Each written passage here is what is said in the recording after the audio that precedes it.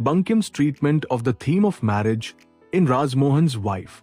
Marriage has been a dominant and most significant motif in Indian novels. In Indian society, marriage has always been a great and noble institution. It is not just a private relationship. It is also deeply connected to religion, social customs, and cultural identity. In Rabindranath Tagore's Chokher Bali, the motif is explored through the life of Binodini, a young widow. Society forbids her from remarrying. Tagore uses Binodini's desires to challenge the limited space society allows for widowed women and the emotional hypocrisy within marriage. One of the most powerful feminist explorations of marriage in Indian fiction is found in Ashapurna Devi's Prathom Protishruti. The novel follows the life of Satyavati, who refuses to accept the traditional roles assigned to women. She calls into question the institution of child marriage, the absence of education, and the notion that women must be silent and submissive in their marriages. Bankim Chandra's Rajmohan's Wife was the first Indian English novel in Indian writing. The novel has the theme of love romance of the woman protagonist named Matangini, who is bold, beautiful, and passionate woman. Undoubtedly, marriage has a significant role in the novel to be played.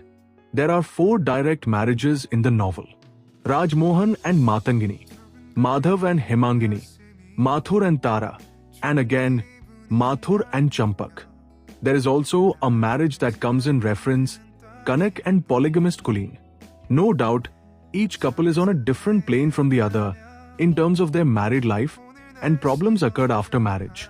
These marriages provide the novel with a wide picture of love, obligation, passion, and struggle in a traditional society. It illustrates how marriage can facilitate and undermine personal happiness.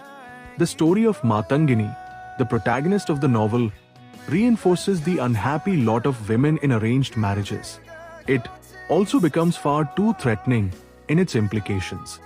Matangini marries a man named Rajmohan, a mean, wild, and immoral man. This marriage presents an ideal example of tyrannical patriarchy and its impact upon women. There are 2 ways of softening the blow to a still dominantly masculine readership. One is to villainize Rajmohan to such an extent that he is purely hateful, and Matangini's hatred of him is completely justified. But such a reading, which sees extramarital desire as a result of any unhappy and incompatible marriage, is not a reading that is reinforced by the experiences of the other characters in the story. The first point to be noted is Madhav's mutual love for Matangini. His emotions are not justified by a destiny similar to hers. He cannot excuse his affection for Matangini as a result of an unhappy marriage. He has a truly devoted wife. So how are we to understand his condition? It would have been easy for Bankim to depict Madhav's wife Hemangini as undesirable, but she is shown to be kind, gentle, and unsuspecting. But Bankim does not take the easier option. Madhav presumably respects his marriage enough. So his desire for Matangini is not necessarily a product of bad relationships. Rather, Bankim seems to imply that it is a very potent force that may rear its head at any moment, even in a good, monogamous relationship. The nature of desire is not what the author judges. It is the choices that people make which define them as good and bad. Mathur, the cousin of Madhav, married to Tara. She was a gentle and kind-hearted woman. Yet he ignores his noble and beautiful first wife and marries a younger woman, Champak, who has little to offer but a youthful sexuality. At that time, many men had 2 spouses, and that was not a major issue in the society at all. However, it led to several troubles in their married life. We see in the novel how Champak maneuvers Mathur with her physical charms. But till now, Mathur has been only ridiculous. It is his lust for Matangini that makes him become really reprehensible. His desire for her is different, not merely because he tries to force himself upon her, but because fundamentally, he has no hold over his desire. The fact remains, he is unhappy, despite having 2 desirable wives, who both want him in their own ways. Mathur's lustful desire was corrosive and self-immolating, and constituted the root cause of his downfall. He failed to hold in check his desire for lust, which was reprehensible. It is not morally and ethically right for one to live solely by the dictates of desire, because such kind of desire cannot lead to peace and happiness, and can make anyone aberrant. He, after marrying Champak, was manipulated by her sexually, and this prompted Mathur Ghose to catch hold of Matangini at any cost. He did disregard the feelings of Matangini.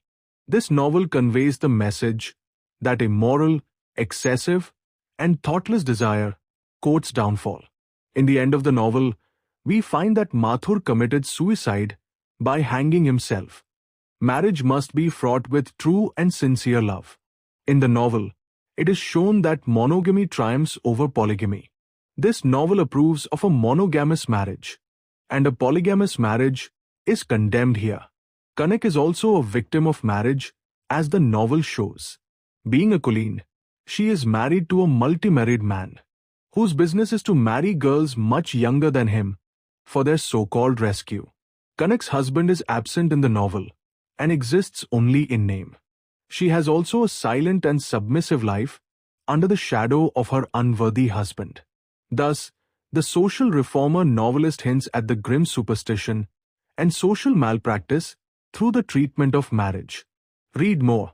Visit our website www.collegeinotisdev.in.